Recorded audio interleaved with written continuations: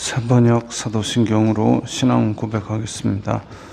저는 전능하신 아버지 하나님 천지의 창조주를 믿습니다. 저는 그분의 유일하신 아들 우리 주 예수 그리스도를 믿습니다. 그분은 성령으로 잉태되어 동정녀 마리아에게서 나시고 본디오 빌라도에게 고난을 받아 십자가에 못 박혀 죽으시고 장사된 지 사흘 만에 죽은 자 가운데서 다시 살아나셨으며 하늘에 오르시어 전능하신 아버지 하나님 우편에 앉아 계시다가 거기로부터 살아있는 자와 죽은 자를 심판하러 오십니다. 저는 성령을 믿으며 거룩한 공교회와 성도의 교제와 죄를 용서받는 것과 몸의 부활과 영생을 믿습니다. 아멘. 거룩하신 아버지 하나님 감사합니다. 간밤에도 편히 쉬게 해주시고 새벽에 기도하는 자리에 불러주시니 감사합니다. 저희들을 불쌍히 여기시고 자비를 베푸시사 저희들의 기도에 응답하시고 이 시간 마음 중심으로 하나님을 경외하게 하여 주시옵소서. 예수님 이름으로 기도드리옵나이다. 아멘. 찬송가 179장입니다. 찬송가 179장입니다.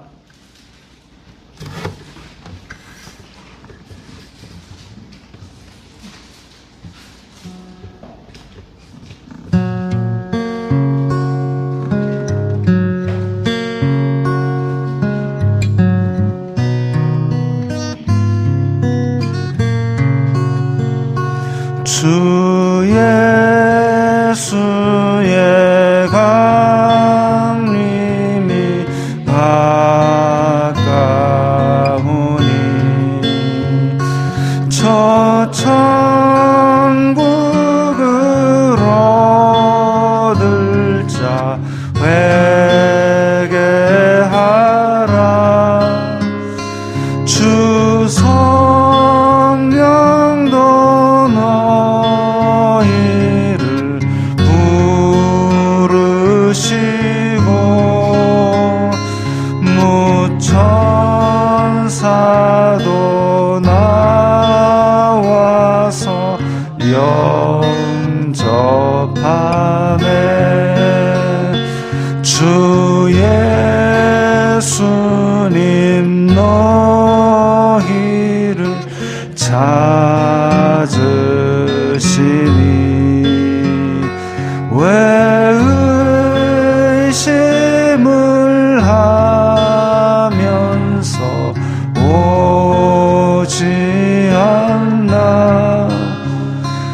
온 세상 죄 담당 어린 양은 죄 많은 자 불러서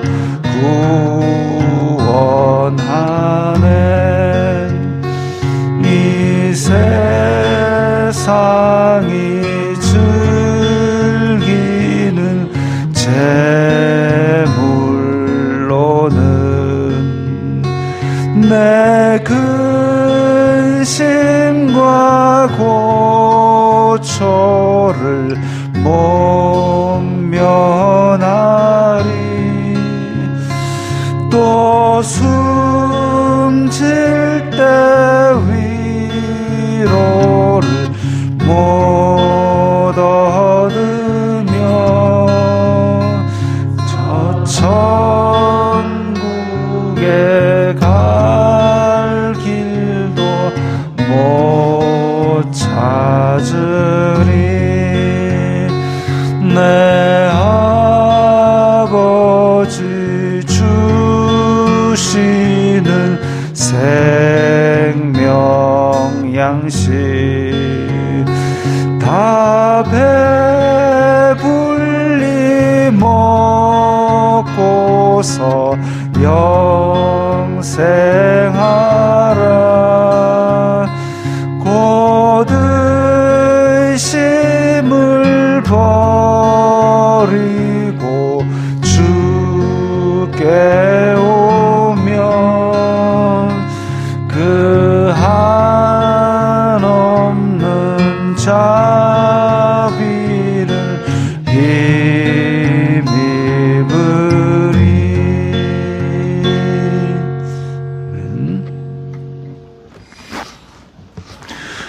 말씀은 마태복음 23장 33절부터입니다. 마태복음 23장 33절부터 39절까지의 말씀입니다.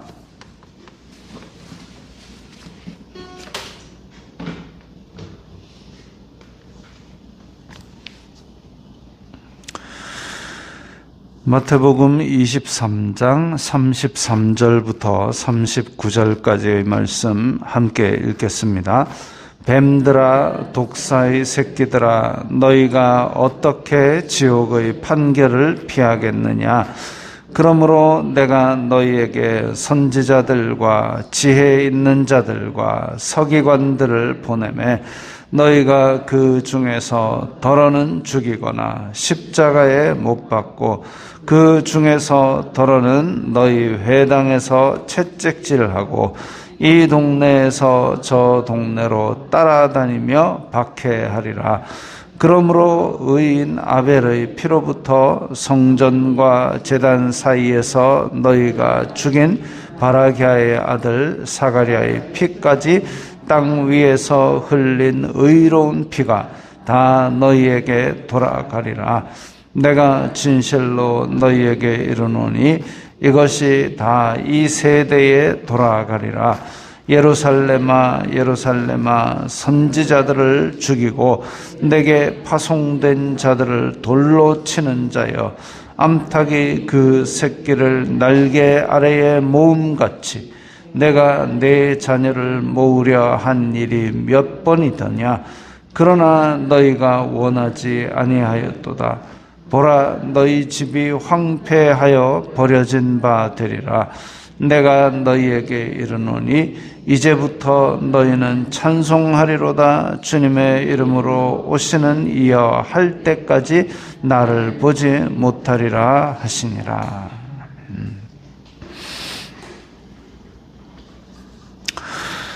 예수님께서 이제 아주 그냥 노골적으로 욕을 하십니다. 뱀들아, 독사의 새끼들아. 이게 표면적으로는 그 서기관과 바리새인들을 향한 욕이지만 또한 한편으로는 외식하는 자들, 겉으로 꾸미기만 하는 신앙을 겉으로 꾸미기만 하는 자들에 대한 예수님의 강력한 비난입니다. 지옥의 판결을 피하겠느냐 그랬습니다. 지옥의 판결. 그래서 이건 지옥의 판결이라는 것은 지옥에 보내는 판결이죠. 어떻게 지옥의 판결을 피하겠느냐? 그러니까 겉으로 꾸미기만 하는 신앙은 지옥 아랫목에 들어갈 수밖에 없다 이거죠. 그 겉으로 꾸미는 신앙을 가진 자들이 어떤 짓을 했느냐? 선지자들과 지혜 있는 자들과 서기관들을 보내매 하나님께서 보내신, 그래서 회개하고 돌이키고 아버지의 마음으로 그렇게 자녀들의 마음을 돌이키게 만드는 사람들을 어떻게 하느냐 하면은 죽이고 십자가에 못 박고 채찍질하고 쫓아다니면서 박해하리라 그랬습니다. 딱 떠오르는 인물들이 있죠. 죽이고 이러면 지금 이 시대에는 세례 요한입니다. 세례 요한을 그렇게 헤롯이 목자를 동안 백성들은 아무런 얘기도 하지 않았습니다. 분명히 제사장들이 두려워할 정도로 세례 요한을 선지자로 믿었습니다. 세례 요한이 회개하라라고 했을 때 제사장들이 보고 저 인간 우리의 이익에 방해되는데 제거할까 하는데 백성들이 그를 선지자로 믿었기 때문에 차마 손을 못 대고 있었습니다. 그런데 백성들이 선지자라고 그렇게 추앙을 했는데도 추앙 이러니까 또 요즘 드라마에서 뭐 추앙한다면서요. 백성들이 선지자로 추앙하던 세례 요한, 헤롯이 근데 잡아가지고 목을 뱉는데 백성들은 찍소리 안 합니다. 이상하죠. 추앙할 때는 언제고 하나님의 선지자를 그렇게 목을 베더니 너희가 올바른 정권이냐라고 그렇게 저항을 했어야 되는데 아무 소리도 안 했습니다. 결국은 예루살렘이 동조했다는 얘기죠. 선지자들을 죽이는데 동조했습니다. 십자가에 못 박고 이러면 바로 예수님이죠. 세례 요한 죽이고 십자가에 못 박은 예수님도 십자가에 못 박고 그 다음에 채찍질하고 이 동네에서 저 동네에서 따라다니면서 박해하는 거 사도 바울이죠. 사도 바울을 이 동네에서 유대인들이 박해해놓고 저 동네로 도망을 가니까 저 동네까지 쫓아가서 박해하고 나중에 잡아가지고 돌로 때리고 아주 사악한 인간들이죠.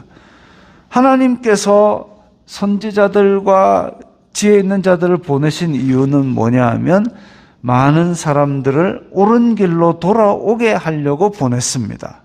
옳은 길로 돌아오게 하려고 보낸 사람을 이렇게 박해를 했다. 이것은 곧 하나님의 사역을 방해한 것입니다. 하나님을 대적한 일이죠.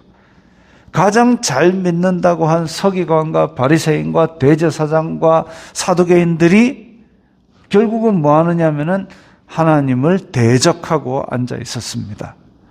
대적하고 자기의 권위를, 자기의 이익을 챙기기에 바빴던 것이죠. 그리고 35절에 보면 의인 아벨의 피로부터, 의인 아벨은 우리가 아는 그 아벨 맞습니다. 아벨이 제사를 똑바로 드리는다는 이유 하나로 가인에게 맞아 죽었죠. 또 성전과 제단 사이에서 너희가 죽인 바렉의 아들 사가랴의 피가, 이거는 역대하에 나오는데 우상 숭배를 지적하는 그 하나님의 사람을 그 성전 안에서 그렇게 잡아 죽입니다. 이 피가, 즉 아벨의 때로부터 지금 예수님의 시대까지 많은 하나님이 보낸 사람들, 하나님께서 옳은 길로 돌아오라고 외치게 만든 사람들을 예루살렘 사람들은 다 죽이거나 핍박했습니다. 그 흘린 피가 이제 다 너희에게로 돌아가리라 라는 것은 그 죄의 심판의 때가 왔다라는 것을 선포하는 겁니다. 그런데 이렇게 선포함에도 불구하고 하나님을 계속 대적하고 자기만 지옥 아랫목으로 내려가는 것이 아니라 다른 사람들도 지옥 아랫목으로 끌고 가는 이런 일들을 했기 때문에 이 사람들에게 뱀들아, 독사의 새끼들아 라고 강력하게 꾸중을 하신 것이죠. 그래가지고 이제 예루살렘을 보고 한탄하고 계시는 예수님의 말씀을 들을 수 있습니다. 예수님께서는 나중에 이제 말세의 징조에 대해서 말씀하실 때 이런 징조들이 있을 때에 너희들은 산으로 도망가라 라고 말씀하셨습니다. 산으로 도망가라 라고 말씀하셨는데 많은 사람들은 예루살렘으로 더 몰려들었죠. 예루살렘이 파괴된 때가 여러 번 있었습니다. 구약시대에 예루살렘이 침공을 당할 때도 사람들은 예루살렘 성만 꽁꽁 걸어 잠그면 하나님께서 선택하신 성이니까 지켜줄 것이다. 하나님을 믿은 게 아니라 예루살렘을 믿은 거죠. 하나님이 떠난 예루살렘은 그야말로 그냥 돌무더기에 지나지 않는 겁니다. 근데 하나님의 뜻에는 불순종해놓고 하나님께서 이거는 성을 세우셨으니까 이걸 지켜주실 거야 라고 버티고 있다가 결국은 예루살렘 성이 함락되고 다 바벨론으로 잡혀갔던 그런 기억이 있습니다. 그걸 기록으로 다 남겨놓은 사람들이 또 어떤 짓을 하냐면은 AD 70년에 로마 군대가 쳐들어왔을 때에 예루살렘 꽁꽁 걸어 잠그고 이거는 예루살렘은 하나님의 성이니까 지켜주실 거야 라고 오히려 바글바글 몰려들었습니다. 하나님을 섬긴 게 아니라 예루살렘 성을 섬긴 거죠. 그래가지고 예수님께서는 그런 징조가 있을 때 산으로 도망가라 그랬기 때문에 제자들은 후다닥 도망을 갔습니다. 그야말로 급하게 도망을 가라. 하던 일도 내려놓고 바로 다 도망가라 해가지고 후다닥 도망을 가서 목숨을 부지하고 그렇게 복음을 전하는 일로 다 나갔죠. 그런데 AD 70년에 로마 군대가 쳐들어와가지고 그야말로 토둔을 쌓고 싹 죽였습니다. 그 안에서 유대인들끼리도 죽이고 그 요세푸스의 유대 전쟁사를 보면 유대인들끼리도 잡아 죽이고 잡아먹고 로마인들 쳐들어와 가지고 또 싹 죽이고 뭐 몇만 명이 그냥 하루아침에 학살을 당했습니다. 그런 끔찍한 일이 있었던 거죠. 하나님의 뜻을 버리고 하나님의 이름으로 선택되었다는 성에 들어가게 될 때 결국 그 성전, 예루살렘 성 이것들을 거룩하게 하는 것은 하나님이 계시고 하나님의 뜻을 따를 때이지 그러지 않으면 그건 돌무더기만도 못한 것이죠. 그리고 실제로 또한 옛날에 중세에 페스트가 돌 때 많은 사람들이 유럽 사람들이 교회로 몰려들었습니다. 왜? 교회는 하나님의 집이니까 거기는 안전할 거야. 근데 패스트는 전염병이잖아요. 전염병인데 사람들이 바글바글 모이니까 더 퍼져가지고 교회에서 많은 사람이 죽었습니다. 유대인들은 아직도 메시아를 기다린다고 합니다. 메시아가 다시 오시면 다윗의 영화로운 왕국이 회복될 것이다 라고 생각을 하고 있습니다. 그래서 다 뿔뿔이 흩어졌던 그 민족이 1948년에 뚝딱 나라를 세우고 그렇게 이스라엘이라는 나라를 만들어가지고 오늘날에 이루고 있습니다. 과연 그게 하나님의 뜻일까? 그 땅을 차지하는 것이 다윗의 영광을 회복하는 것일까? 아니면 다윗의 영광을 준비하는 것일까? 진짜 유대인들이 기다리는 대로 하나님의 그 메시아가 온다면 원래 나라가 없었다 할지라도 다윗의 왕국을 뚝딱 회복하지 않겠습니까? 굳이 그걸 다 나라 만들어가지고 미사일 만들고 총 만들고 이래가지고 버텨야 그 가운데 메시아가 오겠습니까? 그거 아니죠. 자, 역사적으로 이렇게 하나님의 뜻을 지키지 아니하고 그냥 껍데기만 가지고 실패했던 사례들이 여러 번 있습니다. 그런데 우리는 지금 말세지 말이라는 시대를 살고 있습니다. 예수님께서 다시 오신다는 재림을 준비해 우리 아까 찬송가에 주 예수의 강림이 가까우니 예수님의 재림을 준비하는 그런 믿음을 가져야 합니다. 그럴 때에 교회로 바글바글 몰려들면 아니면 이스라엘로 쫓아가면 과연 하나님의 뜻을 행하고 구원을 받는 길일까요? 그거 아니죠. 하나님은 마음 중심을 보십니다. 우리의 껍데기에 무엇이 있는지 보다는 우리의 마음 중심이 하나님의 뜻을 따라서 그야말로 하나님을 사랑하고 이웃을 사랑하는지를 보시는 거죠. 그리고 내 마음이 죄를 미워하고 죄에서 떠나기를 진정으로 바라고 있는가 그걸 보신다는 거죠. 그런 기본적인 방향 아래서 우리가 예수 그리스도의 재림을 준비하며 하늘 소망을 가지고 또 중요한 게 있습니다.